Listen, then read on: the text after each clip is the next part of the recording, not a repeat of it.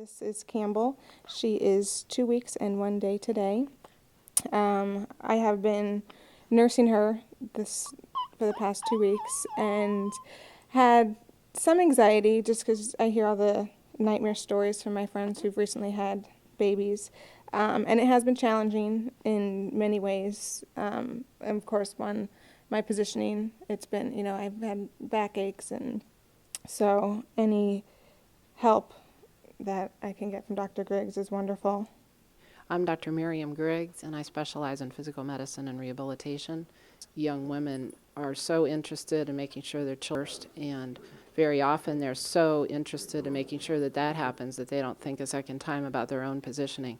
And having been a nursing mother myself for my two sons, I really think that some very simple measures that are taken at the time that nursing is begun can go a long way towards avoiding those pain. So she's sitting in a position that's kind of the contour of the couch. That's a soft, overstuffed couch in front of the TV. And it actually is putting a lot of pressure on her upper back, her neck, and her low back because she's not supported. Her arms aren't supported. And she's going to have to stay there for 30 minutes. And her arms are going to have to support the weight of the baby's head for that long. So what we changed for her is getting her to sit all the way to the back of the couch, which supports her low back. And even though it's a soft couch, getting herself all the way to the back will support her lumbar spine. But that left her legs dangling off the edge because most sofas are deep enough that by the time you're all the way to the back, you really don't have enough room to get to the floor. So a step stool, any step stool, kitchen step stool is great. You can move into position so that you have support for your feet. We also made sure that she was at one end of the couch so that her nursing arm could be supported, and then stacked some pillows underneath the other elbow so that it'll support her shoulders. Ideally, the shoulders are going to be supported as they would be in a natural position from the elbow up so that it reduces stress on the neck and mid-back. And you can see that she still has a forward head position very often because it's natural to look at your nursing newborn, and that's good. But if she feels like relaxing back into the couch, she now has the support that she can do that. It takes practice on her part and my part, and it's a learned behavior for her on how, to latch on, and for me as well to get her to learn that.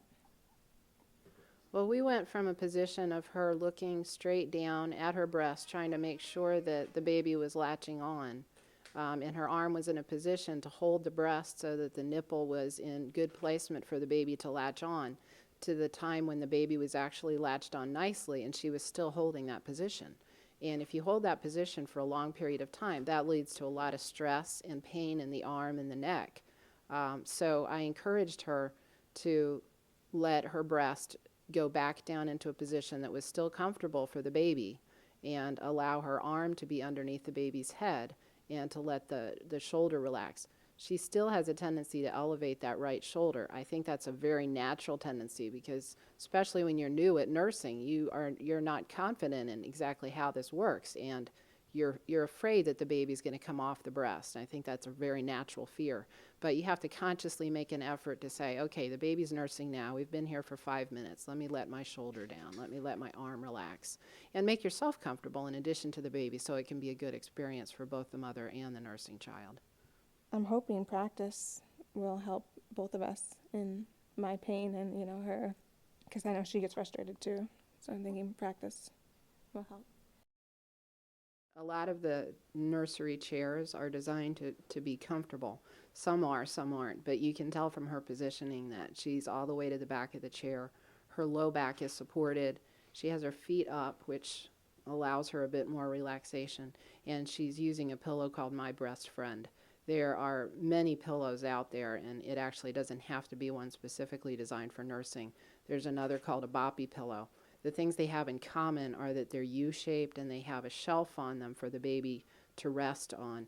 And at this age, the youngster's entire body fits across the mom and is supported at breast level, which is very helpful so that it brings the baby up to the level of the breast as opposed to the mother leaning forward herself to bring the breast down to the baby's level. So you can see I've also put a pillow behind her shoulders because there was a bit of a drop off between the pillow and her back on the chair, and she's a bit more comfortable with that.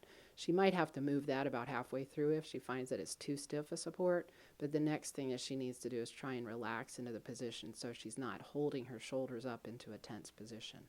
But the positioning is actually quite good for her low back and her shoulders, and you see how much more relaxed she looks in this position.